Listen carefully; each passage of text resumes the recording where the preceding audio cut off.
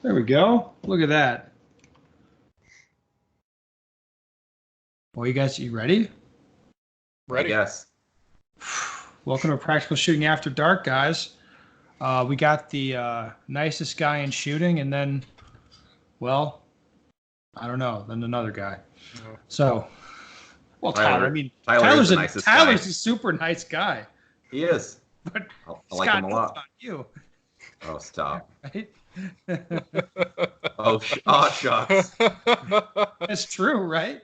Did you know Joel shamed me the other day for being too mean? He did it in the nicest possible way. Did I? I don't remember what Yeah, conversation we had. you probably didn't even realize you were shaming me, but I felt don't. shame. No. You'll have to tell me after this because I don't even remember. It was not intentional if it was. Right. Oh. All right. Well, Ben's spacing out. So you guys know the format. Everybody comes here with the topic. Ben wants to go first since he's really focused. A guy just sent a message to the pro shop asking if we'd donate an SRO to something. It's just like, nope. I feel like those are going to be my SROs, buddy. Those are a dime a dozen anyway, right? Really available. Absolutely. I hear those are the ticket though. Yeah. Everybody I know who's got one, with a couple exceptions, guys who got faulty ones. There's been a couple I've heard of them have been bad, but none that I've heard of that have been breaking. Well, our mutual friend Kenny has one that he runs like crazy on, maybe a couple of them, on open guns and no issues.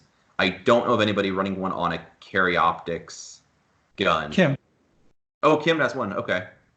Yeah. I didn't know Kim's been shooting them. Yeah. He's got like 12,000 through his right now, or 13,000. It's good. And no failures. Okay. Nope. It holds at 0. Like his has been good. It's still early, but the early reports look pretty promising on those SROs. Anyway, yeah, you guys do know the format. Who'd like to go first? Ben, you Joel? would.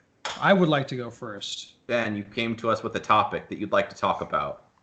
You wanted to talk about specific stuff. Yeah. Okay. So here's the deal. You post videos online on Instagram of your training, which are very tough shots. Yeah. Well, I think maybe the perception would be not always very tough shots. Not always, but sometimes. But maybe somebody would see that and think, hey, I should just set that up because that's what Ben practices. That would be a good practice session for me. I'll try to mimic what I see you do. So when is practice too hard, or how should I gauge the difficulty to me? Because, maybe I'm not at your level. I mean, obviously, how should I pick out what the difficulty should be? Well, Joel, you're going to like this, but it's complicated. Of course. That's why I queued it up for you. Tell me more. Right. So there's a few types of situations where I say, hey, you should work on this type of shot or that type of shot. Or there's people in different situations. So there's some people that you watch them shooting in a match and they have no discipline. Like they shoot like fucking crazy people. And a lot of mistakes, a lot of points down sort of unnecessarily.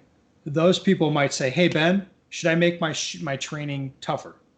I want my shooting to be tougher in practice, and that way I'll make less mistakes in matches. What do you think tougher shots are going to do for them in training? It doesn't address the problem because if they're correct, the problem is mindset. It's not the tougher shot. So what happens is those people put in tougher shots in practice. It usually they just hit a lot of no shoots and shoot a lot of mics.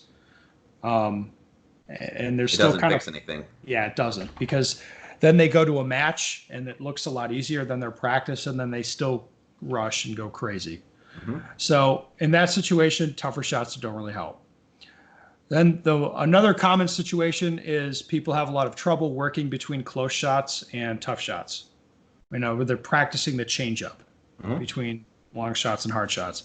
Between easy shots, fast, easy shooting and longer shooting. In that situation, it's really good to put in a mix of tough shots and close shots, of course. And you want to have the tough shots a little bit easier than the toughest shot you think you can hit. You know what I mean? So if you can stand there and slow fire and shoot a 20-yard head on a USPSA target, which is not easy to do every time, even standing there and slow fire, not easy to do.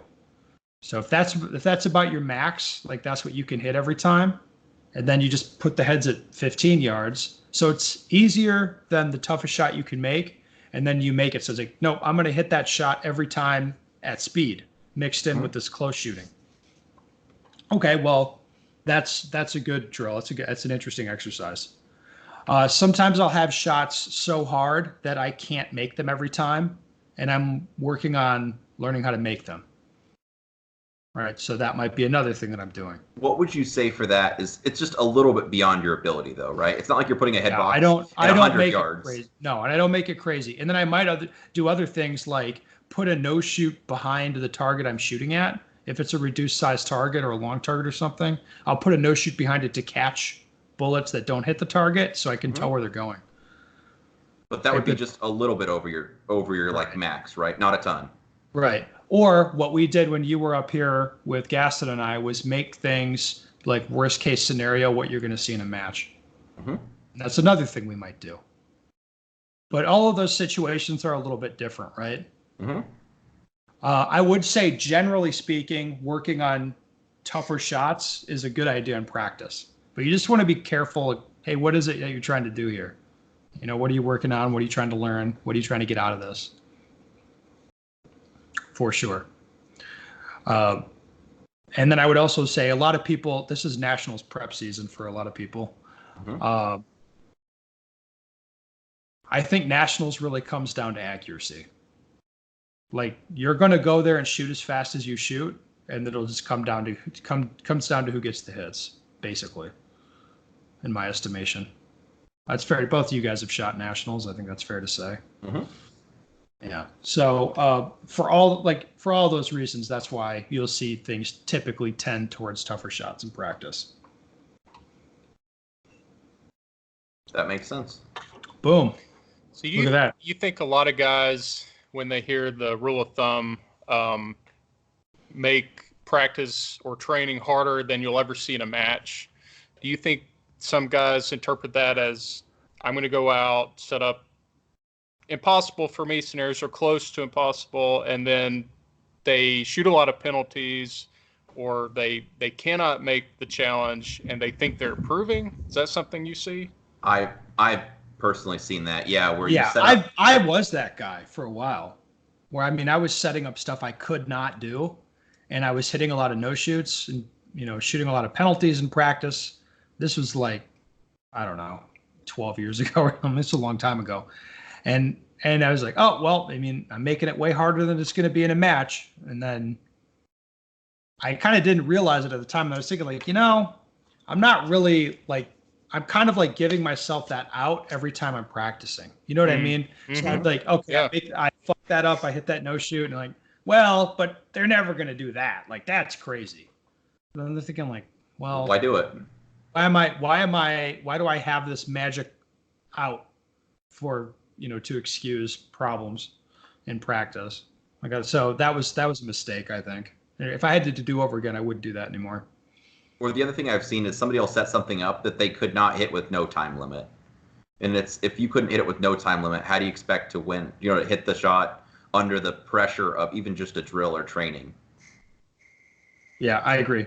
It's just like setting yourself up for disappointment. I don't think it makes you any better. I assure you it does not. So what's the measure by which we tell if our current scenario or our current stage is appropriate, too hard, too easy? Is there? Well, I mean, you've got to be sure about what you want to accomplish and sure about where you're at. So here's a good example. When Gaston and Joel and I were training, Gaston and I are going to the IPSC match in Florida, or the air quotes IPSC match in Florida. That's where Gaston and I are going, and Joel's up there training with us. With Gaston and I, with our backgrounds and kind of like how we train, the stuff that we set up was pretty stiff challenge for us, but hittable. Joel was like training with us the first couple of days was like, what the fuck did I get myself into here? Is that fair to say, Joel? A couple of those partials, yeah, were like, yeah, you're just like, it was fuck. like, yeah, like I have to slow down way more than you do. I can make the shots, but I'm slowing. I mean, I'm adding a second or two to this drill just because I have to be very, very careful about how I line the sights and press the trigger very, very carefully. Yeah. So, I mean, would I tell Joel to go set up his practice like that? Like, no, it's too much. But with the right mindset and thinking like, hey, dude, you can do this with practice. And then he's seeing other guys doing it and he wants to get on a level. So that was a good, like a really good experience. But like, I mean, again, that was kind of the right mindset and the right training session coming together. Whereas other training sessions we were doing with Joel, like it was a mistake. Like when I was down training with you before we went to Oklahoma, I set things up pretty hard, and this is a day before you're going to shoot a match you care about, and you're trying to keep up with me as far as times, and the target situation was set up so like I think it was maybe counterproductive at that time for you to be doing that kind of practice. Yeah. Fair enough. Fair So enough. I mean, so it's like your mindset, what you've got coming up, and the scenario all have to. I mean, you want them all to be working together. Does that make sense, Tyler? Yeah. Yeah.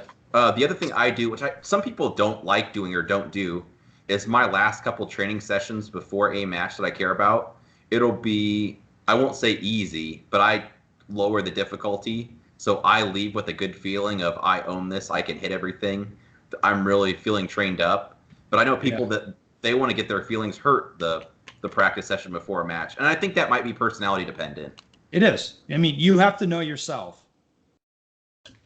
It's not like a one size fits all or one stop shop on this stuff. You got to know yourself, and how you're going to improve. For me, I don't get demoralized in training if I have a lot of problems. I might get angry, but I'm not going to quit. I just don't feel that way. But other people, yeah, they get sand in their badge pretty fast. It's not good for them to make the training that hard. Boy, Tyler, you're always giggling at me. I can't help it. Yeah. Well, okay. Well, enough of that. Excellent topic, Joel. It's a winner. Thanks. All right, Tyler, what do you got to talk about? I got a little bit of a show and tell. Ooh. It's not that sexy. It's not nearly as good as, what was it? The Grip Jizz, Tyler's Grip Jizz or something? Dude, I had so many people. I had a club match the Sunday after that episode dropped. Everybody's like, I heard about Tyler makes his own. I might make my own too. I already looked into it. I get chalk. And I'm like, oh, for crying out loud. Yeah. It's great. It's fantastic. Lovely. Well, what I have today is not DIY. You buy it in a store, and it's silicone spray. This stuff also includes Teflon. So you hear a lot of for your Glocks, huh? Yes, and this is for the Glock people because it's a real thing. The mags just don't shoot out. That polymer on polymer contact. Oh, no. All right, Tyler. My Glock magazines and my Glock magwells have been unmolested by this spray, and I should tell you, my magazines. When I hit that magazine release, I'm lucky if they hit the carpet. You know what I'm saying? Yeah, they really kind of dribble out there, especially if it's an empty mag or very few rounds left in the mag, which is pretty common, especially in production. So that would be the reason for the reload. Yeah. Yep. So what you can do, apart from adding, the heavy base pads, you can get the Terrans. They're pretty heavy. You can get the brass ones from the pro shop. Brass, but duh. One thing that really helps, wipe down your mags really give it a liberal dose, hit the mags, also spray some on a paper towel, get up in the magwell. I don't know if I would just spray up into the magwell. I don't know if the internal parts really need that. It probably wouldn't hurt anything, but Tyler, it's a Glock. What are you talking about? I put it in my dishwasher to clean it. Yeah. I've never done that. Does that work? I have not actually done that. I would be worried about warping the frame, especially if you put it on the bottom rack. I can't recall cleaning one of my Glocks. I don't know how to take mine apart. Mine have never been apart. I'm not saying I've never cleaned them. I'm saying I can't remember doing it. Yeah. Oh, I just take off the top end and wipe out whatever I can see, and that's it. I don't know how to take it apart. I'm not interested.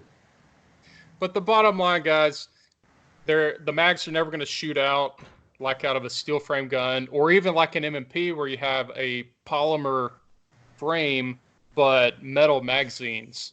But the silicone spray, apply it liberally, wipe it down before the match so you're not, trying to grip a wet mag. But it seems to help.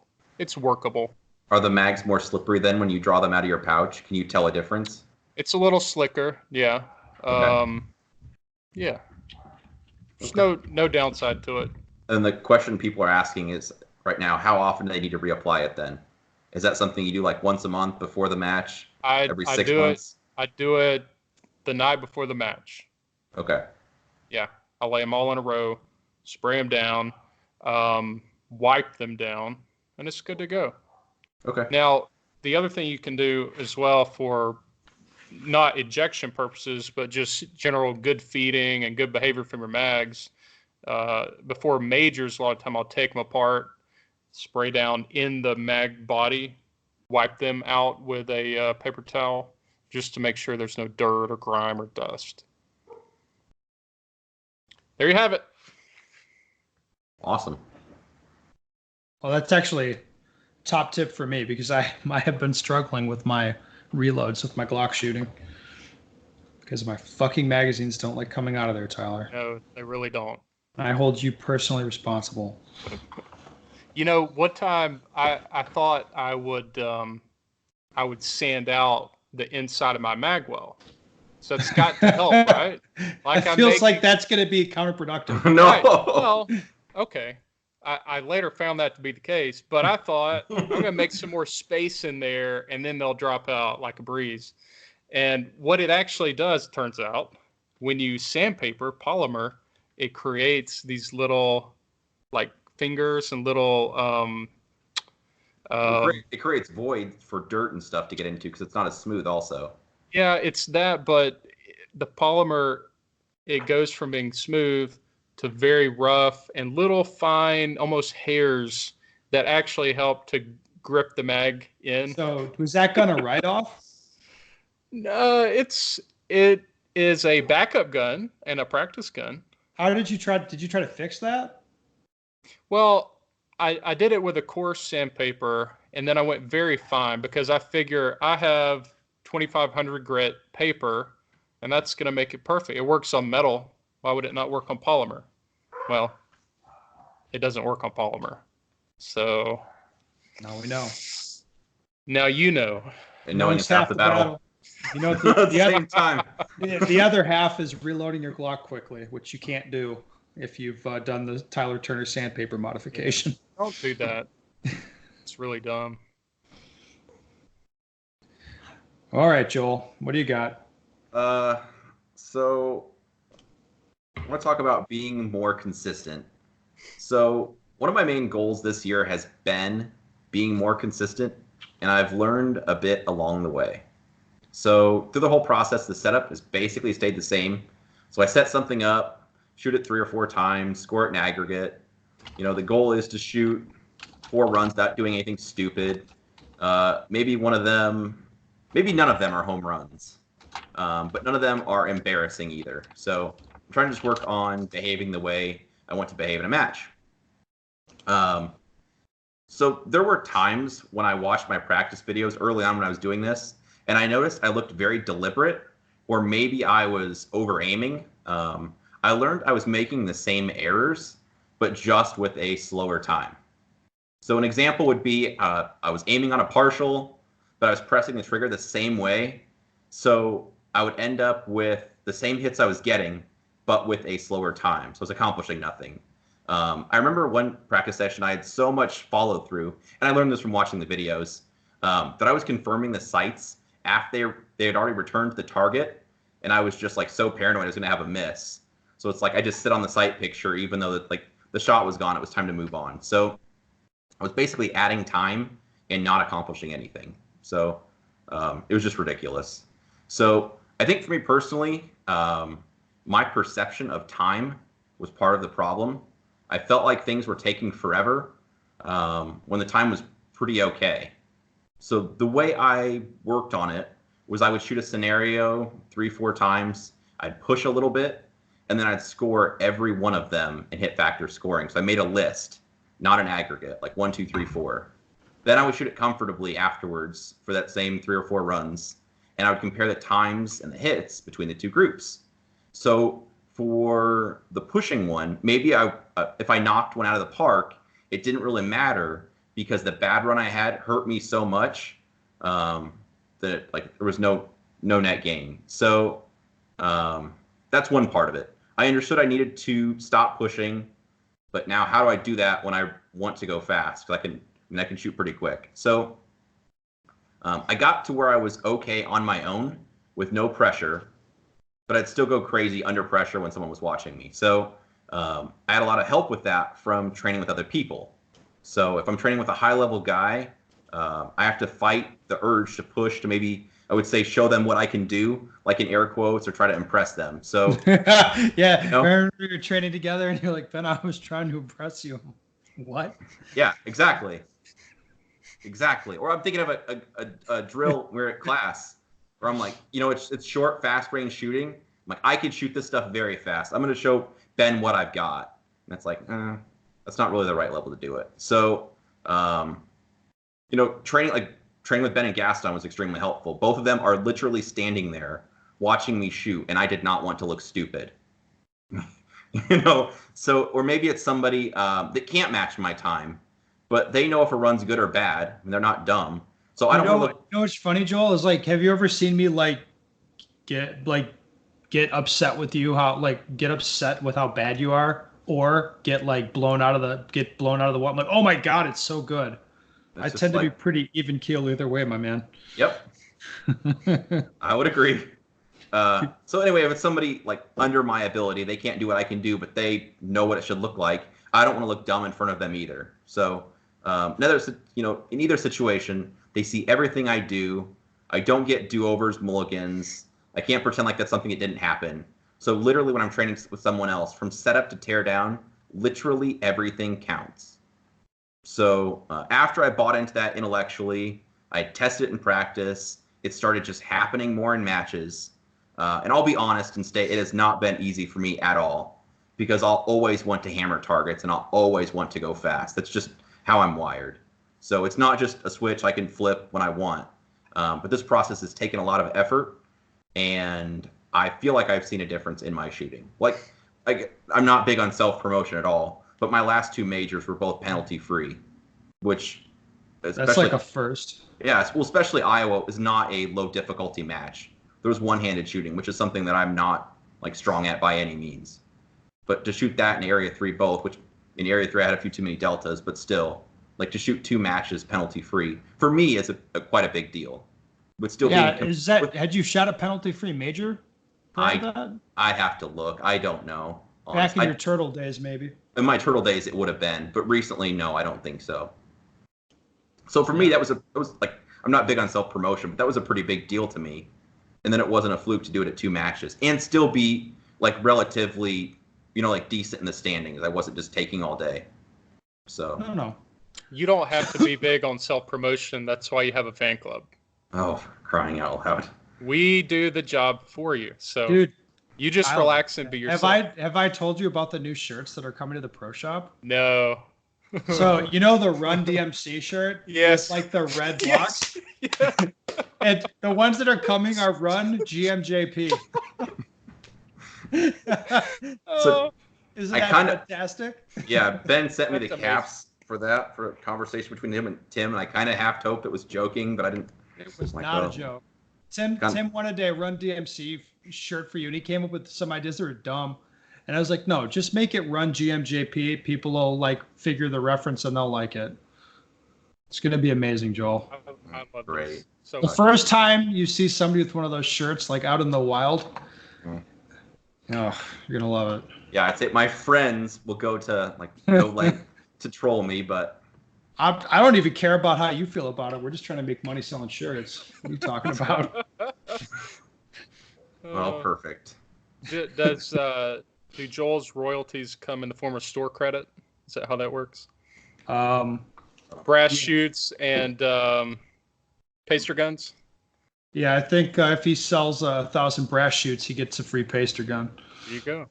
That's neat. Yeah, they make like $5 on a pacer gun. So these are That's the real high dream. margins. And I Yeah. bet you make about $5 on a T-shirt if I had to guess. So these are I don't obviously think the t-shirts are not they're not a winner because you got to stock a bunch of different sizes, so they're Yeah. stupid. not high margin items at all. But anyway, that's what I've been doing to try to tame not going crazy, and I think it's been productive. So I'm gonna keep trying to do that. And to your point, on back to serious, I've really what you're talking about, that sort of training, I think is really valuable. I totally agree with you. And scoring by hit factor and going for consistency, I think it will show you the true cost of certain errors, like not going 1-for-1 on steel. Like you mentioned, we all know intellectually that Missy Steel is a bad deal, right? But if you do that style of training where there's, close or medium paper and a difficult steel, or maybe leaving on steel, you learn in terms of, you can quantify that in real seconds, real deductions to your hit factor. You can find out just exactly how big a deal missing steel is, or take your pick, whether it's failing to move out on a target or failing to shoot your way in. You can quantify all these things through that kind of training, and I think that's really valuable. I agree. All right, gentlemen, shall we move on to the question? Do it. Sure. Hi, Ben. Oh, this guy, I know this guy. He's feels the need to write an entertaining email, so I'll read it verbatim. Oh boy. Well, he put in a lot of jokes, a lot of funny joke things. All right. Anyway, I'm a borderline A/master grade hack who shoots IPSC production with a stock 2. I've done a few courses with Ben, and he seems to have a reasonable grip on what's required to do okay in the sport, even if these days he's looking like he's waiting to join Dirty Mike and the boys in the Prius F Shack for a soup kitchen. It's too try hard. It is. He's trying this hard. Way too hard. Never. It pans. It bombs every time. What's Dirty Mike and the boys? That's the other guys? I don't know. I think it's an other guy's reference. No? I don't know. Anyway, to explore my sexuality, I bought a SIG X5 PDOL setup. That's Production Optics Lite, guys. Okay, I was not. So we're clear. Yep. Okay. I find the dot makes steel easier and faster, and I can be looser with my point of aim alignment on a target. I'm not really faster because of my lack of familiarity and failure to put the work in with the dot. Okay, this guy at least is being straight. I think you'll find a lot of people going from production to carry optics or production optics are in the same boat, where they have the dot and they get a little more accurate and they like it, but you don't see them really be faster because that takes specific training and putting in the work and all that stuff. Anyway, it feels like the red dot is a crutch to hide bad or lazy fundamentals. The transition between the two guns, plastic and steel DASA versus striker, is no biggie, nor are the mechanics of how they recoil, etc. Here's my question. Is shooting the dot more frequently harming my open sight shooting, which is my main focus, until I become blind and become full-time tranny optic? What are the crossover visual skills that I should focus on, or is it just a matter of reframing my approach to how I think about the two systems? Looking forward to Hwansik's input, as we all recognize his ability with a dot, which I put down to the genetic advantage of his acute Asian eyesight. Well, Hwansik's not here. But, Tyler, have you done a bit of dot shooting? Just a very bit. I briefly owned a Carry Optics gun. Oh, you did? And, yeah, I had one of my Glocks milled for a Delta Point, and I shot it a handful of club matches and a handful of Steel Challenge matches. What did you think about it? I had sort of the same experience where I was maybe more accurate at long distance, and especially on steel, but much slower. And I know what it is, and I agree with the question, the premise of the question, which is I wasn't willing to put it. I knew how much time and attention it would take to put into shooting the dot well, and I wasn't willing to, because it was a diversion. It was like the off season, and I was going to go right back to production. Just wasn't worth it. I wasn't willing to shoot the streak. I wanted to shoot every shot with the perfect circle dot. That's the turtle in you speaking. Well, yeah. Tyler is a turtle. I really enjoyed shooting the dot gun in steel because there are no follow-up shots, so I don't have to shoot the streak. I just because every shot was the dot. What was the real gist of his question? I'm way off now. Well, he's just wondering if the dot, like switching back and forth, is going to harm his iron sight shooting. No, I don't think so either. no. I switch back and forth, no problem.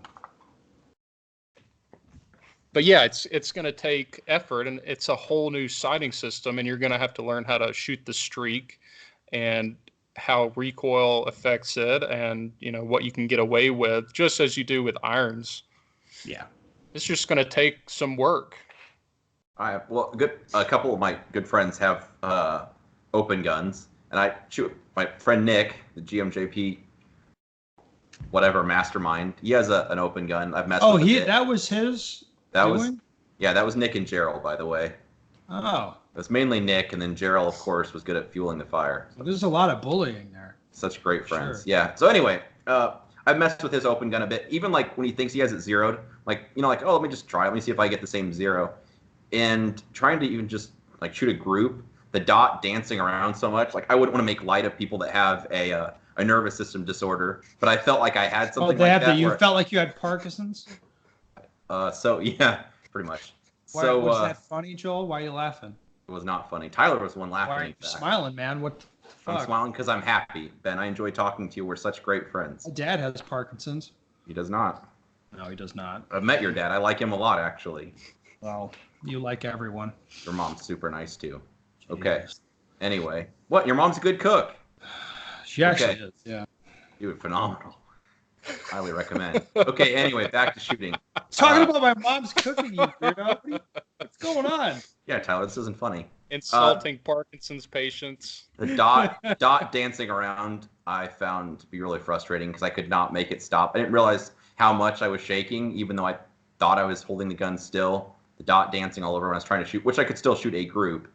Like, oh, okay, whatever. And then did some close, fast range shooting. I was surprised I could shoot. I mean, surprisingly, I guess not really, but very, very fast, very, very accurately on close targets, just shredding them hard.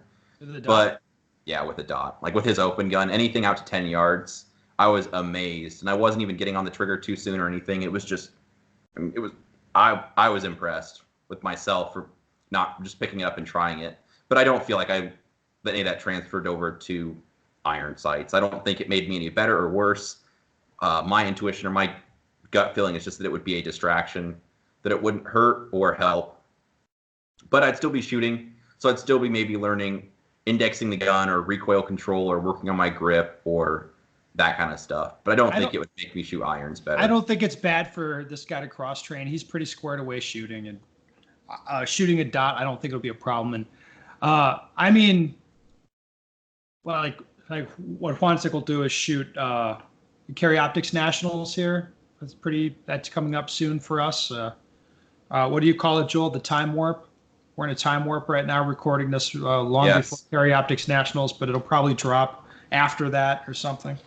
I don't know. All right, so after that he'll shoot a production gun for a month, and he'll be fine for production nationals. You know what I mean? Like, it'll be cool. I don't think it really hurts him. I don't think one sharpens the other, but I don't think it's just something different to do. Well, I think for people that aren't good or that aren't as experienced, shooting a dot helps them see what's going on because it's kind of right in your face about it. So you mean like not pressing the trigger, like maybe? Well, they can see how the guns. They can see how the gun's moving in recoil really easily. Yeah, that's true. So that's nice for them. I mean, that's not a bad thing. And if you do the white wall drill or trigger control at speed with a dot, you're going to find that the muzzle actually moves around a lot, and thus the dot does. Right. And then for people who don't train a lot, I think iron sights are way easier. Mhm. Well, if That's you were, counterintuitive, but yeah. yeah, and if you go from a dot and pick up an iron sighted gun, you may have sworn that your irons weren't moving when you pressed the trigger, and you pick up the dot gun and you realize it was, and maybe, if you go back and forth, it may fine tune your awareness of that front sight movement with irons. That's a good point. Maybe. Where the iron sights were doing that, but you just have to look more carefully because it's Exactly. just like the front sight just goes off to the right or off to the left a little bit, and maybe you don't see it. And you're swearing that it's not moving at all. I press this trigger straight back, and then you look at the dot, and not but so are you much. Yeah. Yeah. All right, guys. Another Bang Up podcast. Fantastic. I thank you both for coming on, especially Thank you, for Tyler. having me. Well, yeah. Thank you for All right. having me. Hey, listeners, if you have a question you want the answer to, go to benstigger.com. Send me your questions. We'd love to hear from you. And yeah, that's it. What do you And say now? Joel- What's the tagline now? GMJP out, fuckers. Like, or what do you say? Joel hates people with Parkinson's. Oh my He does. No, he doesn't hate them. He just doesn't respect them. That's why he mocks them. We need to get a Michael J. Fox meme Oh and work this in somehow. Well, it's not. my God. That's Savage. great friends I have. Yes.